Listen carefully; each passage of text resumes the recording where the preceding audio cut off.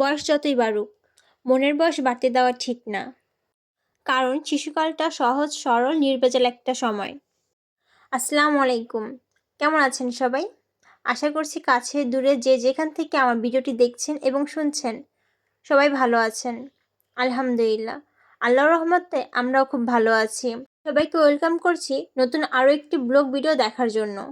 আজকের ব্লগে চলেন সবাই ছোটবেলায় ফিরে যাই। কারণ পুরো জীবনের মধ্যে ছোটবেলাটাই সবচেয়ে মধুময়। কারণ ছোটবেলা আমরা না চাইলেও অনেক কিছু পাই, আর বড় হওয়ার পর অনেক কিছু চাইলেও পাই না।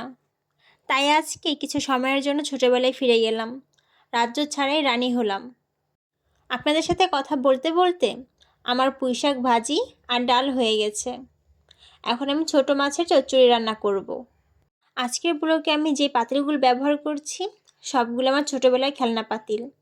ছোটবেলায় এগুলো দিয়ে অনেক খেলেছি। আম্মু রান্না করে আমার এই ছোট পাতিলের মধ্যে ভাত তরকারি দিত, আর আমি রান্না করা খাবারগুলো মিছে মিছে রান্না করতাম। আজ সেই পাতিলগুলোতেই সত্যি সত্যি রান্না করছি। আমার মতো আর কে কে পাতিলে ভাত তরকারি নিয়ে এভাবে খেলতেন? ছোটবেলায় আমার খেলা মানেই ছিল পুতুল দিয়ে খেলা, নয়তো পাতিলের মধ্যে ভাত তরকারি নিয়ে খেলা। এদিকে আমার ছোট মাছের চচ্চড়ি হয়ে গেছে। এখন রুই মাছের পেটি দিয়ে মটরশুঁটি আলু রান্না করব। জীবনটা যদি ছোটবেলার মতো নির্ভেজাল হতো তাহলে কতই না ভালো হতো। তাহলে জীবনের প্রতি মানুষ কখনোই বিরক্ত হতো না। হেসে খেলে জীবনটা অনায়াসে পাড়ি দিতে পারত। জীবন নিয়ে কোনো অভিযোগ থাকতো না।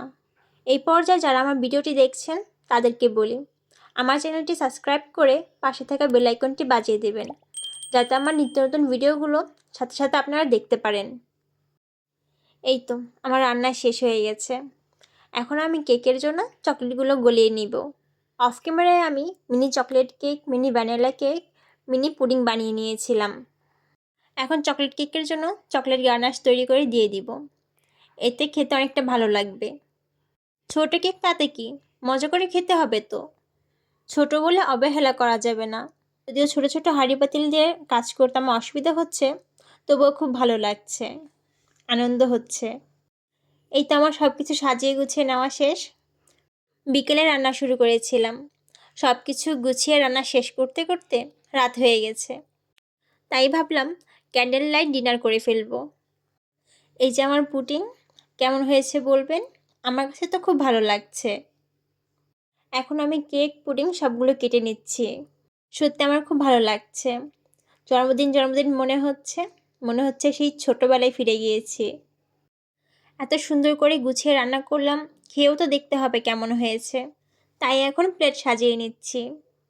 আজকে দিনটার মতো যদি জীবনের বাকি দিনগুলো হতো তাহলে কতই না ভালো হতো। তাহলে আমি রাজ্য ছাড়াই রানী হতাম। শুধু রানী না, মহারানী। আমার তো ইচ্ছে করে প্রতিদিনই ভিডিও বানাই, কিন্তু ইচ্ছে থাকলেও পারি না। কারণ আমি তো গুছিয়ে কথাই বলতে পারি না। একটা দুইটা ভিডিও দিতেও কষ্ট হয়ে যায়। অন্যদের ভিডিওগুলো যখন দেখি তখন তার কি সুন্দর করে গুছিয়ে কথা বলে।